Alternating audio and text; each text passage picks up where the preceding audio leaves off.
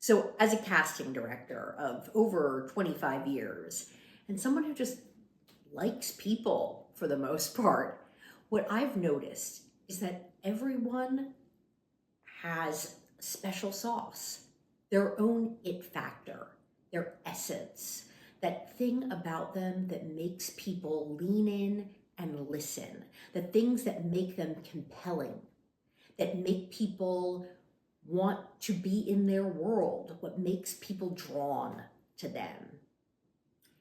And I love celebrating that in people, naming that in people.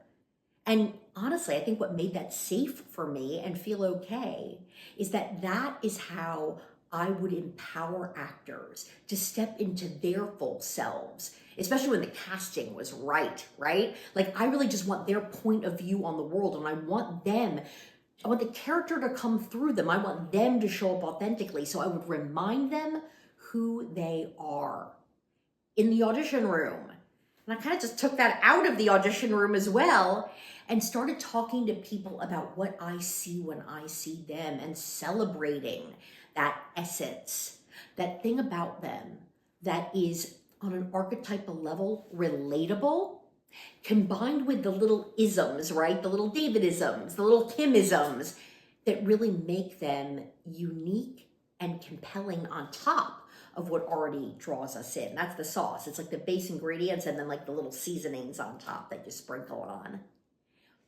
And I realized we don't do that much because it's weird and awkward for a lot of people. When do we do it? Because we do it 2 times. In our culture, we seem to do it when there's a breakup. I can't tell you how many times, not only has it been done to me, but also I've done it to other people, where we sit on the couch with one of our girlfriends and they've gone through a breakup and we say their loss, and then we point out not just physical beauty. I mean, I feel like we've gone way beyond that. That's the time that we point out all the things about them that that person will now be missing, and they're idiots. Because this person is the following, and we talk about their strengths, and we talk about what makes them shiny and fabulous and what makes anyone want to be with them. We talk about it in a breakup scenario, and that's normal. That's as per usual. We also talk about it in eulogies, and when people get up to speak at a funeral, maybe a little bit at a wedding, but mostly at a funeral, where it's, this is how this person made us feel.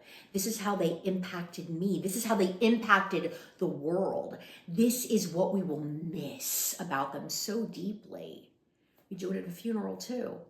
So why are we not just in conversation when we feel something about somebody, just saying it, naming it, celebrating it? Because right now, what's normal at brunch is to be like, oh my God, I love that skirt. Where did you get it? Or did you get a haircut? Or look, oh, your hair is not curly anymore. You're straightening it. You look amazing. We do point out physical things, but we don't often talk about that special sauce, that thing that draws us to the person and makes us feel so damn lucky that they're in our lives. So I invite you not only to start making people feel seen and naming their special sauce. I mean, it's fun to do and it makes everyone feel great.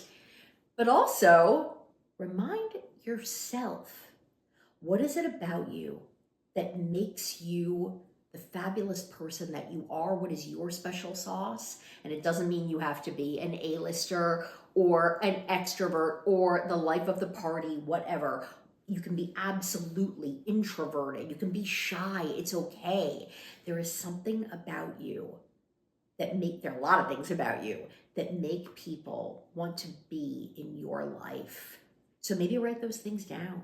Remind yourself of your own greatness, and then take that out again and read it again when you need to be in a situation like a meeting or an interview or a presentation on the professional side, or on the personal side, when you need to walk into a room and just be grounded and present authentically. And that could be in any communication, any conversation, a date, going to visit your mother-in-law, whatever it is, where you can feel like you can be you, not have to hide, not have to obviously suck all the air out of the room, but just be grounded in the given set of circumstances in your full, fabulous, amazing self, because you know your special sauce.